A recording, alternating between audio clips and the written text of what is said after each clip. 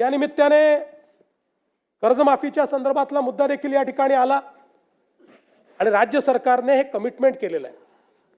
हे खरं आहे की आता आपल्यावर जो काही अतिवृष्टीचा ताण आला त्यामुळे थोडंसं बजेट आपलं अडचणीत आहे। या सगळ्या गोष्टी असल्या तरी शेतकऱ्यांना कर्जमाफी द्यायची या संदर्भात आपण निर्णय हा घोषित केलेला आहे। त्या संदर्भात एक समिती आपण तयार केली आहे की कुठल्याही परिस्थितीत कर्जमाफीचा फायदा हा शेतकऱ्याला झाला पाहिजे, तो बँकांना होऊ नये। आणि कर्जमाफी झाल्यानंतर आपण बघा आता एक प्रकारे ही परिस्थिती पण कुठेतरी विचारणीय आहे की आपण 17ला कर्जमाफी केली, आपण 20ला कर्जमाफी केली, तरीही आपला शेतकरी हा आज कर्जमाफी मागतोय। याचा अर्थ कुठेतरी आपल्या नियोजनात अडचण आहे, आपल्या कर्जमाफीतही आणि आपल्या एकूण शेतकऱ्याच्या परिस्थितीतही आहे।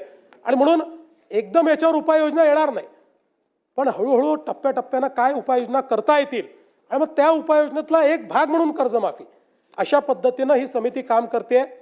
आणि आपण ज्याप्रमाणे घोषित केलं आहे की 1 जुलैपर्यंत आपण ही जी काही कर्जमाफीची आपली योजना काय असेल या योजनेच्या संदर्भातले सगळी घोषणा आपण त्या ठिकाणी करू, हे देखील या निमित्ताने या सभागृहाला मी सांगू इच्छितो। सरकारच्या आर्थिक स्थितीच्या संदर्भात देखील अनेक प्रश्न निर्माण करण्यात आले। खरं म्हणजे मी असं म्हणणार नाही की बाबा आपल्या तिजोरीत खूप पैसे आहेत, पण मी एवढं निश्चितपणे सांगू शकतो की देशाच्या मोठ्या राज्यांच्या अर्थव्यवस्थेचा विचार केला तर आजही सर्व निकषांवर पात्र होणारी अर्थव्यवस्था ही महाराष्ट्राची अर्थव्यवस्था आहे। आणि आपण जर बघितलं तर राज्याच्या विकासाकरता कर्ज उभारावंच लागतं, प्रत्येक राज्य ते उभारतो आणि त्यामध्ये रिझर्व्ह बँकेने आणि FRBMने आपल्याला राज्याच्या स्थूल उत्पन्नाच्या 25% कर्ज उभारण्याची परवानगी दिली आहे। 25%च्या वर जर आपण गेलो तर मात्र अर्थव्यवस्था कुठेतरी अडचणीत आली असा त्याचा अर्थ होतो। आपण 2025-26चे जे काही आपले अर्थसंकल्पीय अंदाज आहेत त्याचा आपण विचार केला आणि आतापर्यंत घेतलेल्या कर्जाचा विचार केला तर आपण एकूण स्थूल उत्पन्नाच्या 18.87% एवढंच त्या ठिकाणी कर्ज घेतलेलं आहे। 25%च्या मर्यादेपासून आपण पुष्कळ दूर आहोत। आणि एवढंच नाही तर देशामध्ये केवळ 3 राज्य आहेत की ज्या राज्यांचं हे दायित्व 20%च्या कमी आहेत। त्यातले गुजरात आहे, दुसरं ओरिसा आणि तिसरं आपलं महाराष्ट्र आहे। हे सांगताना मला अतिशय आनंद होतोय।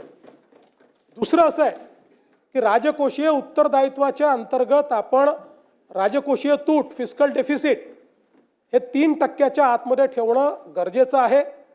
आपण लाडकी बहीण योजना आणि शेतकऱ्यांचे त्या ठिकाणी पैसे देऊन देखील आपलं फिस्कल डेफिसिट 3%च्या आतच आपण ठेवलेलं आहे। आणि याही वर्षी आता चालू जे वर्ष आहे ते संपता ते फिस्कल डेफिसिट 3%च्या आतच ठेवण्यात आपल्याला यश येईल हा मला पूर्णपणे त्या ठिकाणी विश्वास आहे। सरत्या वर्षामध्ये आपण ते 2.76% इथपर्यंतच मर्यादित ठेवलं। त्यामुळे हा जो दुसराही निकष आहे त्याही निकषावर आपली अर्थव्यवस्था ही अजून कुठेही दिवाळखोरीकडे चाललेली नाही।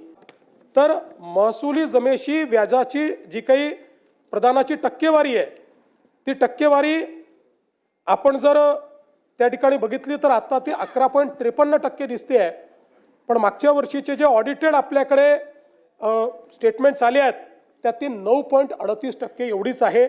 त्यामुळे याही निकषावर आपण निश्चितपणे कुठेही मागे पडलेलो नाही। आणि हे सगळं करत असताना कदाचित एक आपल्या मनात येऊ शकतं की राज्याने भांडवली गुंतवणूक कमी केली आहे का, तर मला सांगताना यातही आनंद वाटतो।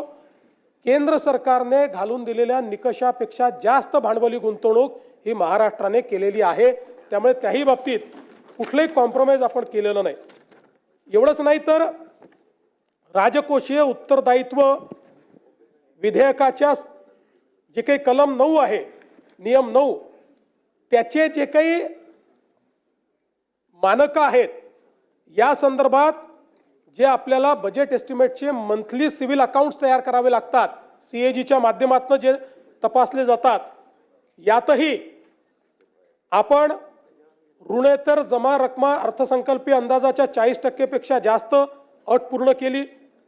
राजकोषीय तूट अर्थसंकल्पीय अंदाजाच्या 45% पेक्षा कमी अट पूर्ण केली आणि महसुली तूट अर्थसंकल्पीय अंदाजाच्या 45% पेक्षा कमी ही पण अट आपण पूर्ण केलेली आहे.